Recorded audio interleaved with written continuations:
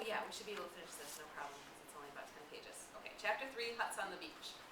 Jack was bent double. He was down like a sprinter, his nose only a few inches from the humid earth. The tree trunks and the creepers that festooned them lost themselves in a green dusk 30 feet above him, and all about was the undergrowth. There was only the faintest indication of a trail here, a cracked twig and what might be the impression of one side of a hoof. He lowered his chin and stared at the traces as though he would force them to speak to him.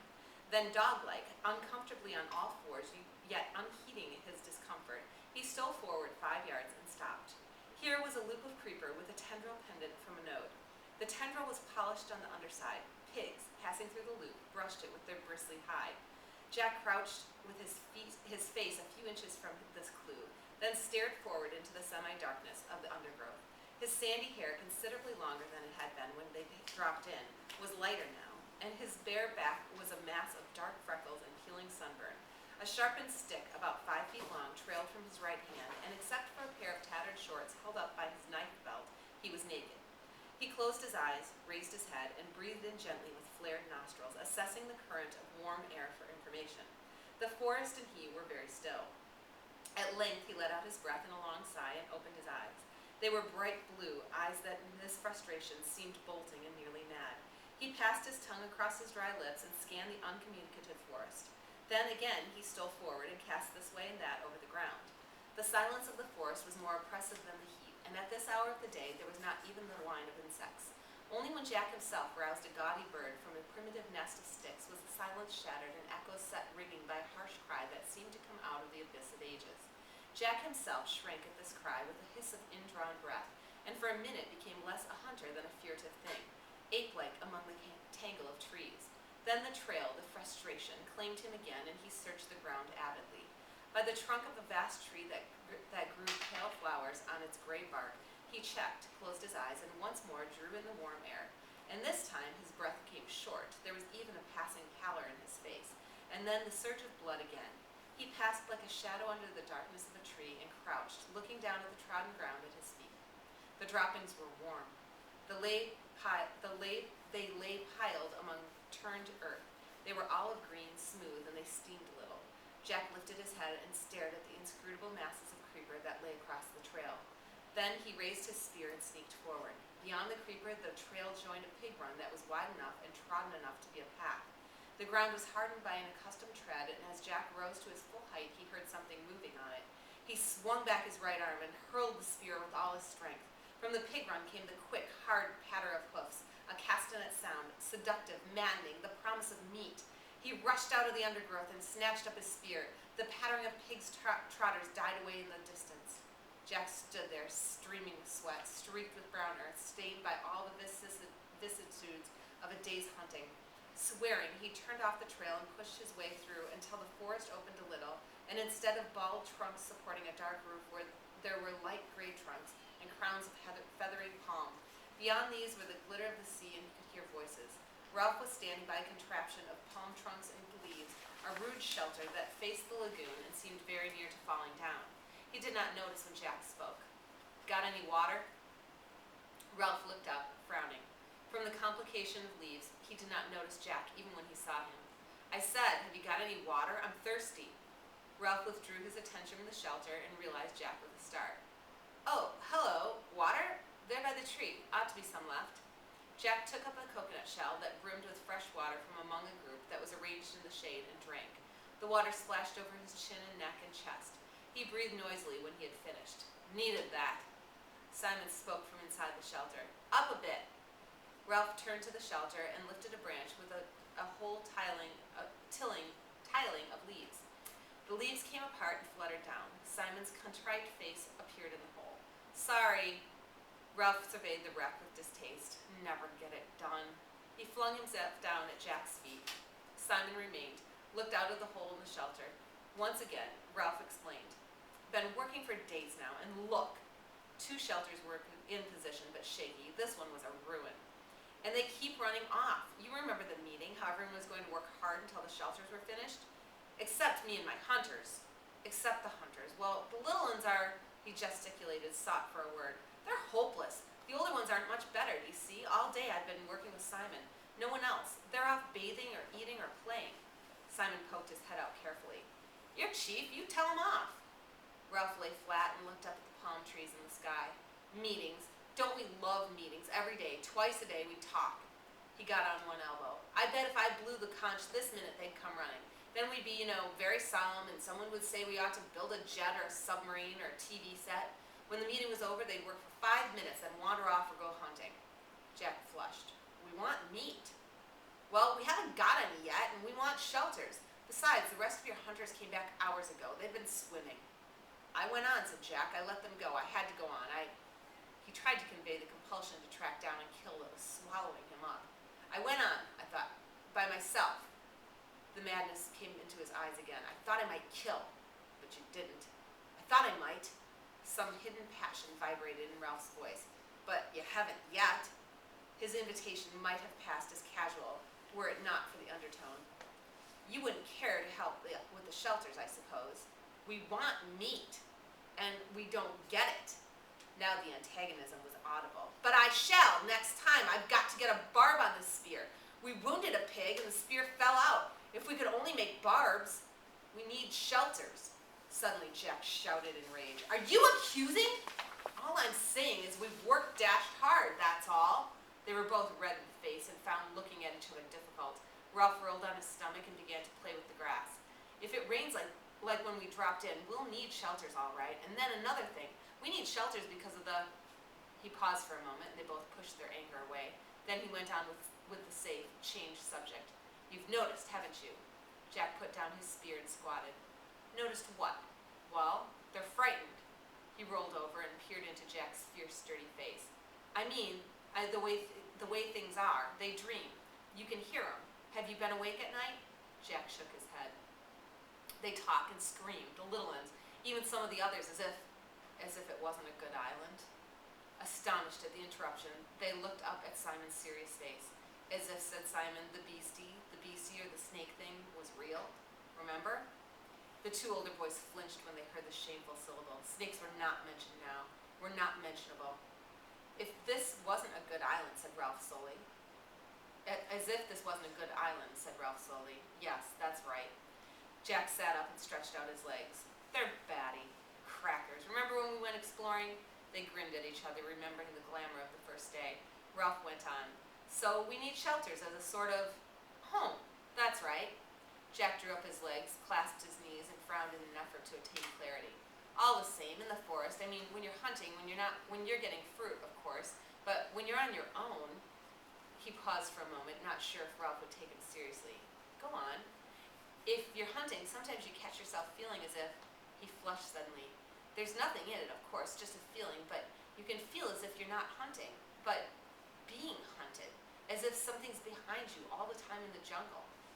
They were silent again, Simon intent, Ralph incredulous and faintly indignant. He sat up, rubbing one shoulder with a dirty hand. "Well, I don't know." Jack leapt to his feet and spoke very quickly. "That's how you can feel in the forest. Of course there's nothing in it, only..." He took a few rapid steps toward the beach, then came back. "Only, I know how they feel, see? That's all. The best thing we can do is get ourselves rescued." Jack had to think for a moment before he could remember what rescue was. "Rescue?" "Yes, of course. All the same, I'd like to catch a pig first." He snatched up his spear and dashed it into the ground. The opaque, mad look came into his eyes again. Ralph looked at him critically through the tangle of fair hair. "So long as your hunters remember the fire." "You and your fire." The two boys trotted down the beach and, turning at the water's edge, looked back at the pink mountain. The trickle of smoke sketched a chalky line up the solid blue of the sky, wavered high up and faded. Ralph frowned. "I wonder how far off you could see that." "Miles. We don't make enough smoke." The bottom part of the trickle, as though conscious of their gaze, thickened to a creamy blur which crept up the feeble column. "They've put on green branches," muttered Ralph. "I wonder..." He screwed up his eyes and swung around to search the horizon. "Got it!" Jack shouted so loudly that Ralph jumped. "What? Where? Is it a ship?" But Jack was pointing to the high declivities that led down the mountain to the flatter part of the island. "Of course! They'll lie up there. They must, when the sun's too hot." Ralph gazed bewildered at his rapt face. "They get up high up in the shade, resting during the heat like cows at home." "I thought you saw a ship." "We could steal up on one, paint our faces so they wouldn't see.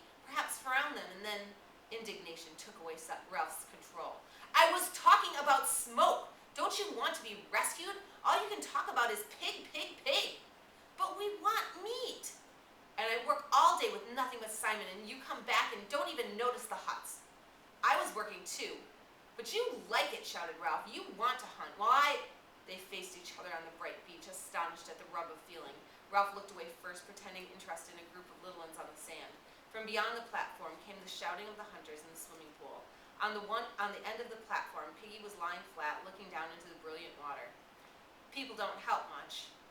He wanted to explain how people were never quite what you thought they were. Simon, he helps. He pointed at the shelters. All the rest rushed off, he's done as much as I have, only Simon's always about. Ralph started back to the shelters with Jack by his side. Do a bit for you, muttered Jack, before I have a bathe. Don't bother. But when they reached the shelter, Simon was not to be seen. Ralph put his head in the hole, withdrew it, and turned to Jack. He's buzzed off. Got fed up, said Jack, and gone for a bathe. Ralph frowned. He's queer. He's funny. Jack nodded, as much for the sake of agreeing as anything, and by tacit consent they left the shelter and went toward the bathing pool.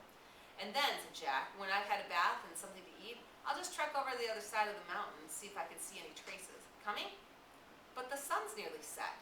I might have time. They walked along, 2 continents of experience and feeling, unable to communicate. If I could only get a pig.